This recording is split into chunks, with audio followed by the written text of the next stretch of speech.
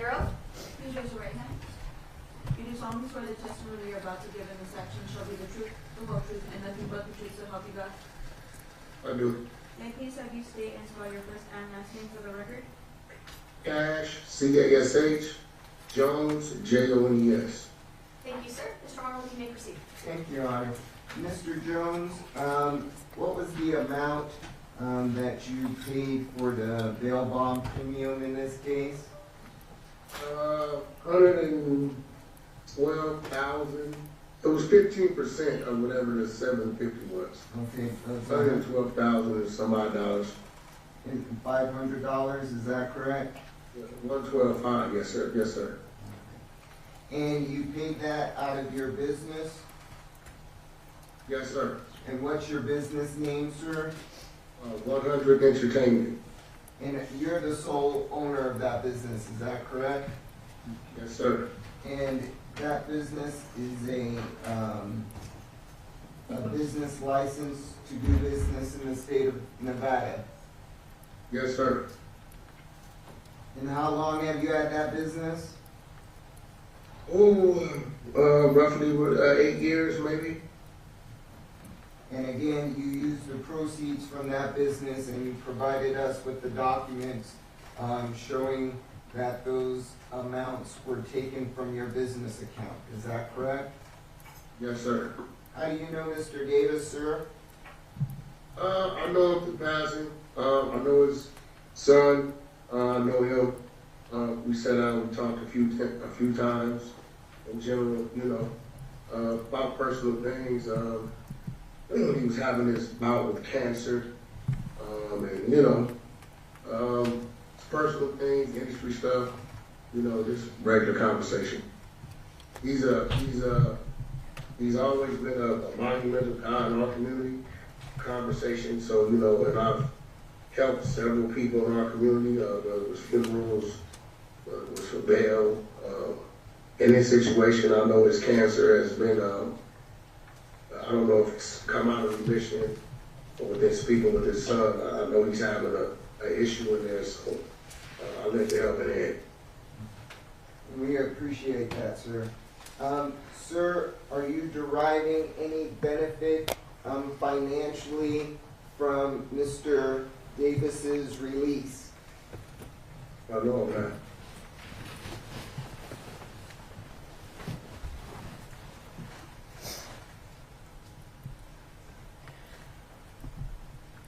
All right, I have no further questions, John. State cross-examination. Yes, do you need to stand at the podium because of the blue jeans aspect, or sir, you're in the entertainment business, is that right? That's one of my businesses, yes. Sure. And you also go by the moniker Wack 100. Yes, I do. And one of the things that you do is manage, some artists like The Game and Blueface, etc. Yes. And where do you live? I have a residence in California. I have multiple residences in California, Oklahoma, as well as New Jersey and New York. Okay. And is it fair to say that the last 4 digits of your phone number are 6979? 6979. Okay. All right. I want to turn your attention. We were provided a letter by Mr. Arnold that said that you had known Mr. Davis and his family for many years. Is that right? Yeah. I mean, they're a pillar of our community, especially the urban community. Well, I think let me clarify. You said, I have been a good friend of Mr. Davis and his family for many years. Is that right? Well, I know his sister. I know him. I know his son. When did you first meet Mr. Davis? Oh. In passing, maybe about, 8 years ago, maybe. When did you become good friends with Mr. Davis? Good friends with a lot of people. I'm sorry, when did you become good friends with Mr. Davis? The day I met him, the day we shook hands. We come from our upbringing, we come from the opposite sides of the track. So, in my travels over the last 25 years of coming from the gang life and making my exit from being a gang banger, anybody that I meet that's willing to sit down with me and be cordial and be respectful, I'm going to consider a good friend. All right, and so the other thing you say in the letter that Mr. Arnold provided to us is that the money is a gift and Mr. Davis is not obligated to repay. Is that right? That's right. All right. Do you have any contract between you and Mr. Davis?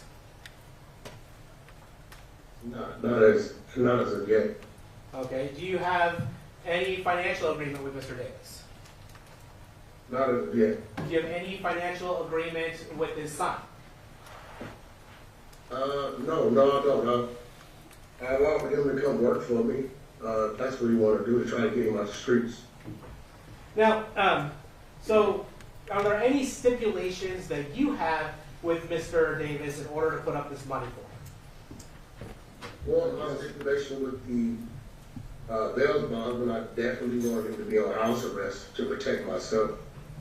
Now, have you ever said you were thinking about getting Mr. Davis out with the stipulation that you do a series with him? We've had talks and conversations just about what would be a series, as a BMF series, and just in question, in general conversation, talking about his life story. But I'm not in TV land, I'm in music. I don't do TV. Okay. I've never done a television show or any of that. I do music. Music, streaming, diapers, stuff like that. Okay, so I just want to be very clear about this. Have you ever stated that you planned on getting Mr. Davis out as long as he did a stipulation with you to do a television series with you? Oh, I have said this story would be a very interesting story. As if Orlando Anderson's story would be a very interesting story. As if the BMS story, as if my story. We talk about it, everybody talks about it, but again, that's not my lane. If that's what he chooses to do, then that's what he chooses to do. That's not what I do. And you had mentioned earlier, you had agreed with me earlier that the last 4 digits of your phone number were 6979, correct? 6979, yes. And you've had at least one conversation with Mr. Davis via jail calls, is that correct? One call, yes. I spoke with him one time. And as part of that time, you asked Mr. Davis whether or not he had signed the contract, is that right? Yes, I did. What contract was that? His life rights contract. Somebody told me he had did a life rights deal, and I was asking them why didn't they come assist him. And so you didn't ask him to send you his waiver of his life rights to you, have you? No, I mean, at the end of the day, again, that's not my lane. That's not what I do. I do music. And I'm gonna have to play some exhibits later, Your Honor. But in terms of if someone were to say that this money put up is not entirely for you, would that be the truth or a lie? Say it again. If someone were to say that the money provided here to bail Mr. Davis out is not from you, would that be the truth or a lie? Be a lie. Okay. You If someone, said I didn't send the money. Is that what you're saying? yeah. Saying I'm not the one providing the funds? Yes. Yeah, that would be a lie. If someone said you are being used as a front, would that be the truth or a lie? That would be a lie. If someone says you are a middleman in this transaction, would that be a truth or a lie? That would be a lie. If somebody said that there's a movie company putting up the money for you, would that be the truth or a lie? What company? A movie company. No, that would be a lie. Okay. So your testimony is you're not a middleman. I'm not a what? A middleman. No, I have no contracts with any movie companies. I've never had a contract with a movie company. I've never done television. It's not my thing. I'm actually moving out of entertainment into the diaper business. I have a company called Incredible Diapers. I have contracts in Congo, Nigeria, Amazon, Walmart, and Kroger. So I'm really moving away from entertainment.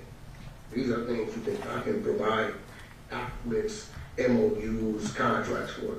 No, and I appreciate that, Mr. Jones.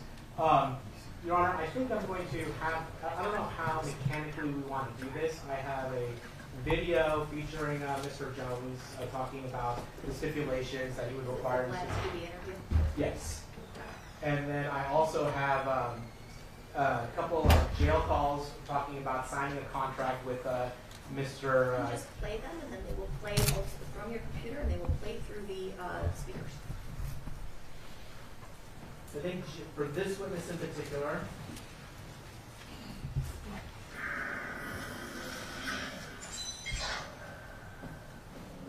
Have you ever met Keefe D? I'm going to stop it You for know a the person? second.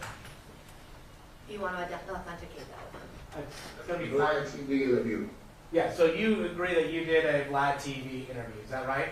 I work for Vlad, I'm contracted to go to Vlad, I go there like every 2-3 months. In fact, you did one about a month ago. Is that right?